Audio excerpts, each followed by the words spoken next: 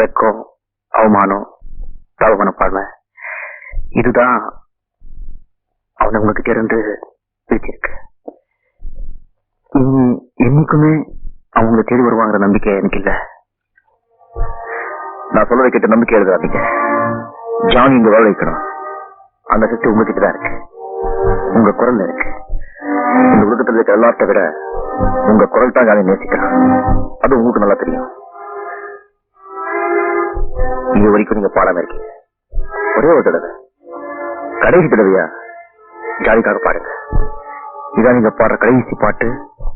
இதுக்கப்புறம் நீங்க பாடவே போறதில்லைங்கிறது எல்லாருக்கும் தெரியுது. ஒரு நிகழ்ச்சி ஏற்பாடு பண்ணி அதை பெரிய அளவு விளம்பரப்படுத்தணும்.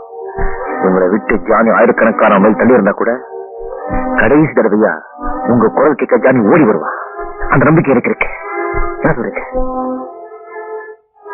இல்லைன்னு சொல்லாதீங்க ப்ளீஸ்.